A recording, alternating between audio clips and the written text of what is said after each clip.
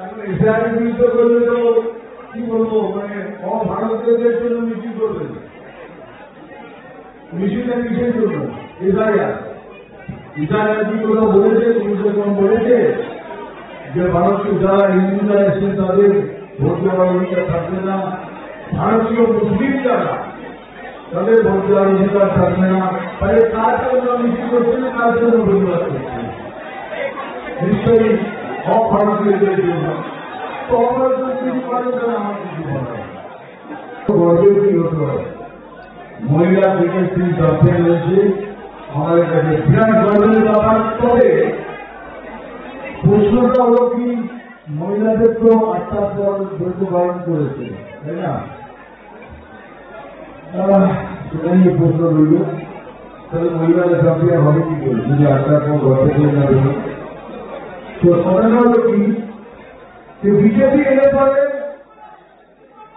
এখন কি বলছেন, 8টার পরে মেয়েরা বেরোবে না, 8টার পর ওরা চোর দুষ্টিরা আমরা বেরোবে, তাই তো? তো দয়া করে 8টার পর বেরোবে। আমরা বলছি বিজেপি এলে পরে মহিলারা 12টা 1টা যখন যাবেন তখন বাড়িতে যাবেন, আনন্দ করবেন, নাইট শো পিকচার দেখবেন। আর যারা দুষ্টু গুন্ডা বদমাস তাদের আমরা ঢুকিয়ে দেবো।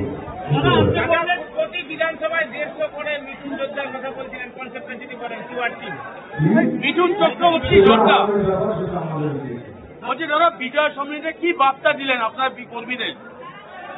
বার্তা এই দিলাম, একসাথে লড়ুন।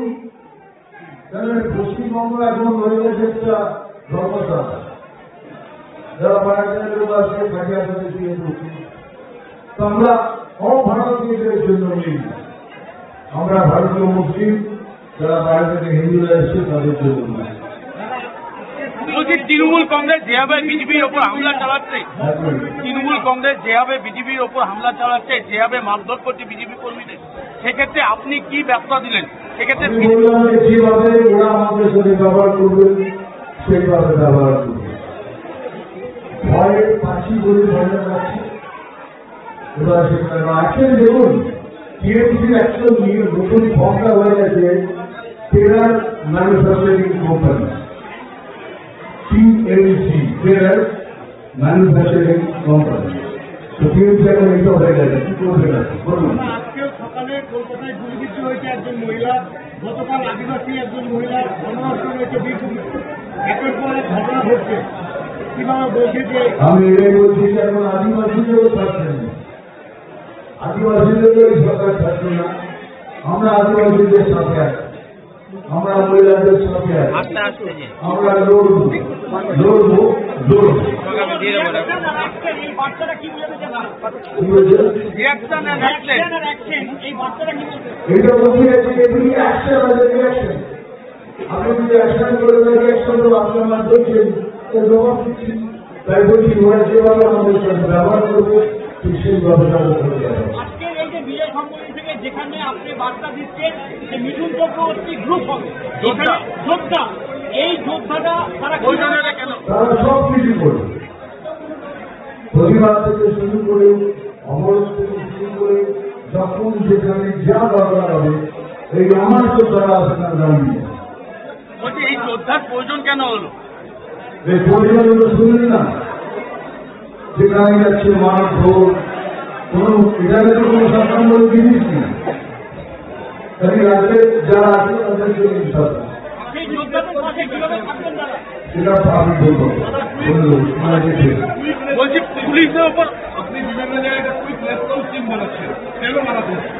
এই জন্যই বানাচ্ছি যে আমরা একসাথে হবো, একসাথে হয়ে লড়বো, প্রতিবাদ করবো, অবস্থান করবো। দরকার হলে পরে যেভাবে ব্যবহার করছেন আমরা সবাই সেইভাবে ব্যবহার করবো। আমি দাদাকে বলে কথা বলছি না, আমি একটা নাম্বার দিয়েছি, সেই নাম্বারে অনেক কাজ হবে। আমাদের সাংগঠনিক কোনো প্রবলেম থাকে আমি সেটা ধরবো, যেরকম অবস্থা হবে সেইভাবে পরিবর্তন হবে। তখন দরকার তখন বলবো, এখন বলবো। একাধিক জায়গায় তৃণমূল কর্মীকে করা হয়েছে এবং রীতিমতো গ্রেপ্তার হচ্ছে ভোটারদেরকে, এবং কারা বিরোধীদের এই একের পর এক অভিযোগ বিএলও। কেন বলুন না, কেন করছে? আমি বললাম তো, এটা বোঝা যাচ্ছে ওরা অভারতীয়